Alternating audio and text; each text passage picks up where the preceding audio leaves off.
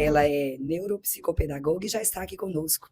Seja muito bem-vinda ao programa Coisa de Mãe, é uma honra recebê-la aqui no programa. Obrigada, obrigada pelo convite. Fico muito feliz em poder falar desse tema que é um tema antigo, mas que a sociedade está tomando conhecimento agora, né? Sinoterapia ou terapia assistida por cães pode ser uma ferramenta importante para o processo de aprendizagem da criança. Amanda, o que é essa sinoterapia? Qual o objetivo e como surgiu? Os gregos já tinham a prática, né? Tanto sino significa cães, terapia. Então eles acreditavam que os cães tinham o poder de curar. Então, desde a época dos gregos, nós já temos essa junção aí dos humanos e os cães para trazer algum benefício, né, para a saúde. Na Inglaterra, posteriormente, nós tivemos alguns tratamentos voltados para isso também, para questões psicológicas, psiquiátricas, para o tratamento muitas vezes de esquizofrenia. Então, a sinoterapia ela vem com uma abordagem muito antiga. E no Brasil, ela está desde a década de 50, né, no Rio de Janeiro, vem atuando quesitos inicialmente psiquiátricos e posteriormente até para os cães de visitação, para toda a estrutura, né, que nós temos hoje voltada para isso. É uma prática que está sendo cada vez mais profissionalizada, né? Então não é só você ter um cachorro bonzinho lá na sua casa e você sai para fazer visitações, existe todo um procedimento por trás, né, dessa técnica e das nomenclaturas que, inclusive, esse ano sofreram algumas alterações para a gente ter um quesito técnico, né, uma formação mais técnicas desses profissionais, desses condutores junto aos cães. Fala um pouco sobre como é feito esse treinamento com esse A cão. gente fala do treinamento do cão, a gente está falando de uma equipe multidisciplinar, né? Então a gente está falando ali do veterinário, a gente está falando ali do adestrador, do comportamentalista, daquela pessoa que realmente vai entender do temperamento do cão e que vai avaliar se aquele cachorro é apto ou não para aquela atividade. E a gente está falando do condutor do cão e, dependendo da atividade que aquele cão vai exercer, do terapeuta que vai conduzir. Porque nós temos três categorias, né? Dos serviços assistidos por animais, que é a sinoterapia, é uma nova nomenclatura, inclusive, né? Os serviços assistidos por animais. Então, nós temos o cão de apoio educacional, que ele vai precisar de um profissional da área da educação. Então, seja um psicopedagogo, um neuropsicopedagogo, e ele precisa ter um plano, ele precisa ter um objetivo. Então, ele precisa ter um plano terapêutico por trás. Então, ele se enquadra em um cão de apoio educacional. Aí a gente tem os cães, apoio terapêutico mesmo, que aí vão entrar profissionais da saúde. São os psicólogos, psiquiatras, nutricionistas, muitas vezes. É muito comum trabalhar a questão alimentar das crianças com cães. É uma Olha atividade só. muito interessante. E os cães de visitação, que são aqueles cães que não têm um plano terapêutico por trás, que é aquele cachorrinho que vai no hospital, que faz aquela visitação ali uma vez por semana, uma vez por mês, esporadicamente, não necessariamente com o mesmo paciente, mas que não visa um resultado terapêutico, não tem um plano terapêutico, entende? Uma sequência ali a ser respeitada. Então, é um cão que ele precisa de toda uma preparação de acordo com a atuação que ele vai seguir. Então, não é simplesmente um cachorro bonzinho, é um cão que realmente passa por uma equipe multidisciplinar para ter essa atuação. No meu caso, eu tenho a dupla atuação, que é eu sou a condutora, a cachorra é minha, então eu sou a condutora da cachorra, da Samadhi, e também sou a terapeuta, no caso educacional, atuando como neuropsicopedagoga, trazendo o serviço assistido por animais. Quanto tempo dura esse preparo do cão? Então, na verdade, um cão bem treinado, ele já desde filhote, né? Ele já começa a ser avaliado ali desde pequenininho, para ele estar sendo integrado a essa prática. Um cão guia, por exemplo, é um treinamento completamente diferente de um treinamento de um cão de assistência nesse caso, porque é um cão que precisa interagir, é um cão que precisa obedecer comandos. Ele precisa ter, a gente brinca que ele não é um cão de circo, não é aquele cão que senta, rola, gira, não é isso. Mas ele é um cão que precisa ter comandos básicos, como o fica, o senta, ele precisa ter uma sensibilidade ao toque, porque muitas vezes quando a gente vai trabalhar com crianças com TEA, por exemplo, é uma criança que às vezes não tem aquela coordenação motora tão desenvolvida e ela não tem muita noção de como pegar naquele cão. Então, às vezes é um toque mais forte mesmo, não é um toque tão leve, vamos dizer assim. E até mesmo a questão da escolha da raça do cão e o público que você vai trabalhar faz diferença. Por exemplo, a Samadhi, ela tem 64 quilos. Nossa. É uma cachorra gigante. Então, é uma cachorra que ela não tem uma intolerância a toque, né? Além de não ter essa sensibilidade, ela é uma cachorra que, para ela sentir o toque, ao ponto de ser desconfortável para ela, tem que ser uma coisa muito extrema, porque ela é uma cachorra muito forte.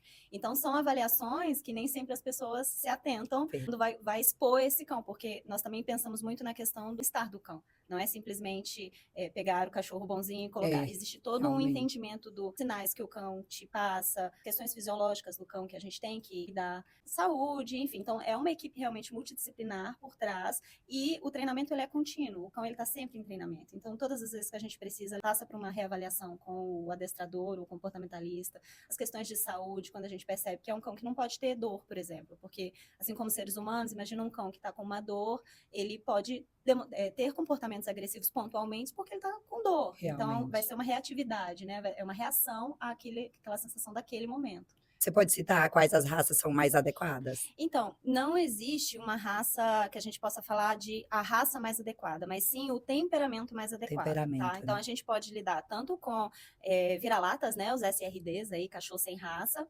inclusive eu tenho duas que não atuam comigo porque não têm o temperamento adequado. Então, a gente está falando aí de temperamento especificamente e não de raça. Nós temos Labrador, Golden, Border Collie, eu já vi, Bernese. No meu caso, é uma dog alemão que depende da atuação, depende onde esse animal vai atuar, depende o público, onde eu digo local mesmo, e o público esse cão vai interagir. Então, muitas coisas vão ali. Quais os benefícios da sinoterapia? No consultório, né, no set terapêutico, a gente utiliza os cães como benefício, vamos dizer assim. A gente usa os cães realmente para poder ganhar a atenção das crianças, não só em set terapêutico, muitas vezes em palestras, quando eu vou fazer algumas palestras para um público que talvez eu acredito que tenha uma resistência, acredito, a presença da samadhi, ela vem realmente como esse quebra-gelo, inicialmente. Então, aquele palestrante que muitas vezes chega e vai dar o bom dia, como acontece comigo, inclusive, sem a samadhi, e as pessoas não dão muita ideia, não tem muito aquela interação.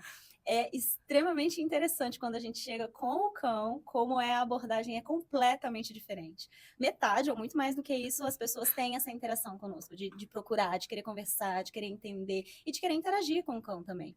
Então, quando a gente fala da questão dos benefícios, é realmente esse quebra-gelo, né? Esse estímulo que nós temos dentro do set terapêutico com o cão e com a criança. Então, aquela criança que muitas vezes faz terapia há muito tempo, quando eu falo terapia, entendam que a neuropsicopedagogia ela é uma tríade, né? Então, a gente atua na educação, neurociência e na psicologia. Então, eu sou uma terapeuta da aprendizagem, por isso que eu uso tanto essa palavra terapia. As pessoas confundem com uma terapia psicológica, mas não, Verdade. uma terapia da aprendizagem. Então, dentro do set terapêutico, no momento ali da terapia, quando nós estamos desenvolvendo, às vezes, uma alfabetização, algumas questões mais específicas, a gente consegue trabalhar como um recompensador. O cão, realmente, ele está ali naquele processo de estimular a criança, de fazer com que a criança tenha interesse na atividade. E aí, o que a criança faz junto ao cão? Às vezes, a criança consegue alimentar o cão, às vezes ela põe um frufru, né? No caso da samadhi, coloca uma bandana, coloca um lacinho, coloca um brilhinho. Então, ele realmente, a presença do cão, nesse momento, é para estimular com que a criança tenha essa sensação de pertencimento, de estar ali naquele ambiente, entende? Ele é um estímulo. O cão, ele entra realmente como um facilitador desse processo. Como ocorre o processo de ensino da aprendizagem pela sinoterapia? O processo de aprendizagem, ele precisa de envolvimento, né? Ele precisa de engajamento do aprendiz. Então, a gente não aprende nada que a gente não quer aprender. Basicamente, falando de forma bem objetiva, não adianta você querer aprender um conteúdo que você não quer, que você não está disposto. Então, a sinoterapia, ela entra realmente para a gente poder conduzir a criança a ter interesse naquele assunto. Por exemplo, no caso da samadhi, eu utilizo um colete que a gente vai fazer algumas atividades ali em cima dela, realmente. Como ela é uma cachorra muito grande, ela fica ali na posição do deitar. Inclusive, as crianças às vezes sobem em cima dela para ter aquela brincadeira. Então, por exemplo, num processo de alfabetização, a gente pode escrever, por exemplo, samadhi. Como é que a gente escreve samadhi? Qual que é o som dessa letrinha? Eu trabalho com a metodologia fônica, então uso muito o som das letras. Então, o S, qual que é o som do S? O que a gente precisa para formar o sa? Então, é o s, a. Então, a gente vai lá e forma em cima da samadhi. Então, mudando o nome, vamos escrever pata. Então, a gente vai ali montando a questão estrutural, entendendo, isso eu estou falando da questão da alfabetização, né? Mas vamos explorar diversas palavras na temática do cachorro, na temática das vivências do cachorro. E no caso da samadhi, é uma marra tão dócil que a gente pode contar até os dentes dela. E são belos dentes, vamos dizer assim. Então, se é uma criança que às vezes tem dificuldade em quantificar as coisas, em nomear, e tudo isso a gente trabalha ali. Vamos contar as unhas. Mas ela tem a mesma quantidade de unhas e de dedos? Como é que é essa lógica aí? E a quinta unha que fica... Entende? Então, cada criança é única. É um processo muito individualizado. Mas é tudo na base ali realmente da brincadeira e a gente vai avaliando. E a próxima sessão realmente é muito individualizada. Conseguimos conduzir de acordo com aprendeu dessa forma, então da próxima vez a gente vai repetir ou não, dessa forma não deu certo. E também tem a questão da presença ou não do cão. Se a gente percebe que a criança fica muito eufórica, que a criança ali não está respondendo da maneira adequada, vão ter situações sim que nós vamos retirar o cão, mas pelo conforto mesmo da criança. Ir conduzindo. Então, o processo de aprendizagem, ele se dá a partir do momento que a criança tem interesse naquele conteúdo que está sendo proposto para ela, e o cão facilita engaja a criança naquele momento. Esse formato se dá para todas as crianças, inclusive as crianças TEA? Sim. é possível atuar com todas as crianças, claro que nós vamos ter individualidade, ela sempre vai prevalecer. Então, às vezes, é uma criança que tem uma sensibilidade tátil, e aí eu vou sair um pouco da questão da terapia da aprendizagem. A sinoterapia, se uma psicóloga quiser utilizar para, por exemplo, fobias de animais, tem muitas crianças que têm muito medo de cão, de cachorro, Verdade. enfim. Então, a gente pode utilizar os cães para tratar essas fobias, que geralmente estão correlacionadas com outras situações. Então, sim, uma criança que com TEA nível 3 de suporte, ela vai interagir com esse animal. Uma criança que às vezes não olha, então a gente pode trazer aí para o sentido de olha para a cachorra, então essa criança vai aprender que ela precisa olhar, ela precisa trocar o olhar. E a troca de turno, eu jogo, a cachorra pega, ela devolve a bolinha. Então, são muitas coisas ali que trabalham, depende do objetivo que a gente quer alcançar com aquela criança. Mas podemos usar com todas. Só muda o plano terapêutico, não exatamente o cão em si, né? O plano terapêutico nós alteramos para atender a demanda daquela criança, a necessidade específica daquele momento também. Que é importante a gente dizer que num momento, como eu disse, a questão do olhar, a criança hoje não olha, mas no mês que vem ela já faz esse olhar e aí a gente já muda a proposta, a gente já vai fazendo essa evolução para fazer com que essa criança se torne cada vez mais funcional. Os componentes do processo de ensino-aprendizagem pela sinoterapia. Usando diversos componentes, abordagem muito individualizada. Então, tudo vai depender do que nós estamos esperando daquele momento. Qual é a fase que aquela criança está vivendo? Por exemplo, uma criança aí, sabemos que hoje crianças com dislexia têm 75% de chance de ter também o TDAH associado. Verdade. Então, nós trabalhamos ali uma criança de 7, 8, 9 anos que está com um prejuízo muito grande na dislexia, nós vamos ter componentes de auxílio ali durante a terapia específicos para a dislexia. Claro que a gente acaba tratando também a questão comportamental, a questão ali que envolve o TDAH, mas vai chegar num momento que aquela criança ela vai estar funcional dentro daquele quesito, no caso, dislexia. Então, essa criança já vai estar alfabetizada, é uma criança que precisa de acompanhamento contínuo? Sim, mas o porte, ele vai sendo reduzido. Então, depende do momento que aquela criança e aquele paciente está vivendo. E aí nós vamos migrar, nós vamos deixar de usar suportes, acompanhamentos para a dislexia, para usar um suporte de acompanhamento para o TDAH, por exemplo.